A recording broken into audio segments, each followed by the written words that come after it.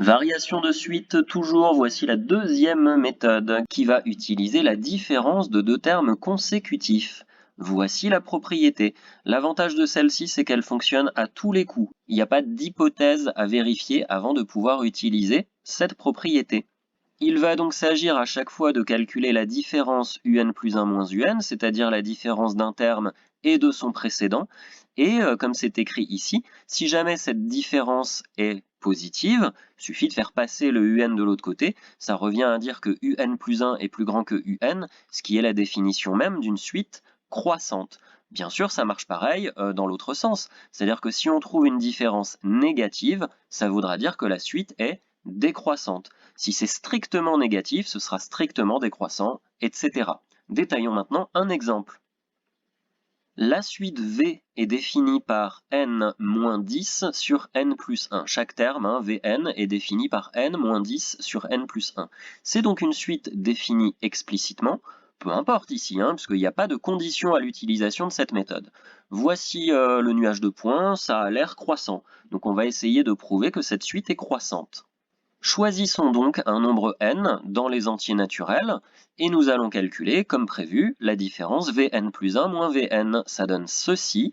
Comment a-t-on fait pour calculer ceci? Ça a l'air un peu compliqué, mais pour calculer le terme Vn plus 1, on a simplement remplacé n par n plus 1 dans la définition de la fonction, et puis à côté on a fait moins Vn, c'est-à-dire directement ce qui est donné dans l'énoncé.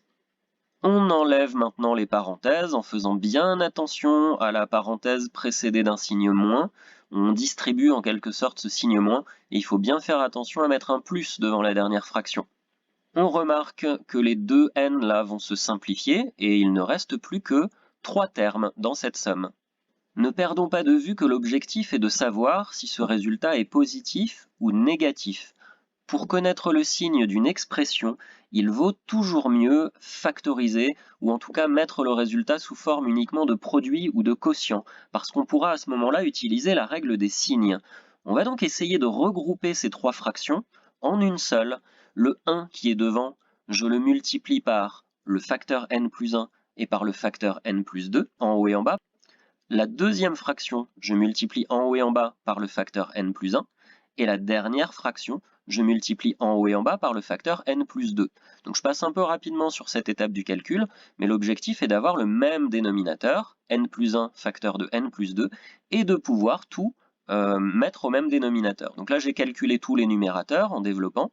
Je développe surtout pas le dénominateur, puisque souviens-toi, mon but est d'avoir uniquement des produits et des quotients à la fin.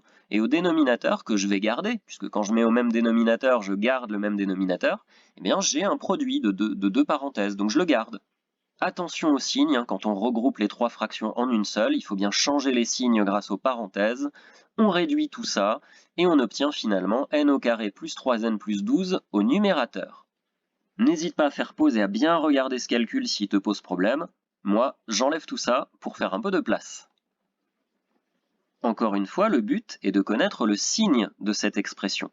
Mais nous, on sait que n varie dans l'ensemble des entiers naturels, donc les entiers positifs. Je sais donc que n est positif ou nul, donc forcément, n au carré est positif, plus 3n, j'ajoute encore du positif, et plus 12, ce sera donc même strictement positif grâce au plus 12. C'est-à-dire que même si je choisis la valeur n égale 0, grâce au plus 12, j'aurai bien quelque chose de strictement positif.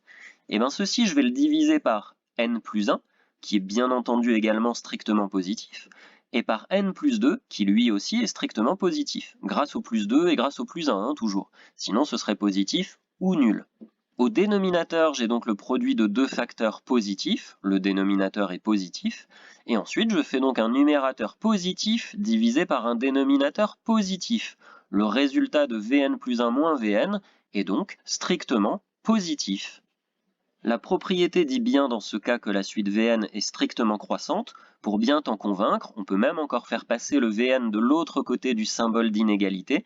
On a bien Vn plus 1 supérieur strictement à Vn, c'est-à-dire qu'un terme suivant est toujours strictement plus grand que son prédécesseur. C'est bien la définition d'une suite strictement croissante, puisque ce que nous venons de faire est valable pour n'importe quel entier naturel n. Pour cette première suite V, le calcul était un peu compliqué, je te l'accorde. Eh ben, voyons tout de suite la deuxième suite qui, elle, tu reconnais, est définie par récurrence, puisque Wn plus 1 est donné en fonction de Wn. Voici le nuage de points, ça donne l'impression d'une suite qui est strictement décroissante, mais nous allons le prouver par le calcul. Prenons un entier naturel n et calculons Wn plus 1 moins Wn. Alors ici, en fait, ça va donner quelque chose de très facile, puisque Wn plus 1, mais remplaçons-le directement par la formule de récurrence qui est donnée au niveau de l'accolade. Wn plus 1, c'est Wn moins 1 sur n plus 3. Et comme je suis en train de faire la soustraction avec Wn, eh bien j'ai un Wn moins Wn dans mon calcul, que je vais immédiatement simplifier. Bah ça y est, c'est déjà terminé. La différence de deux termes consécutifs est égale à moins 1 sur n plus 3. Nous savons, comme d'habitude, que le nombre petit n est un entier positif. Évidemment, quand je fais plus 3, il est bien strictement positif. J'inverse ce n plus 3, l'inverse d'un nombre positif est toujours un nombre positif. Je rajoute un moins devant, ça devient bien strictement négatif. J'ai montré que Wn plus 1 moins Wn est strictement négatif, ce qui revient à dire que Wn plus 1 est plus petit strictement que son prédécesseur Wn, c'est bien la définition d'une suite strictement décroissante. En effet, ceci est valable pour tous les entiers n, entiers naturels. Ce deuxième exemple pour montrer que parfois ça s'arrange bien et que ça donne un calcul vraiment très facile.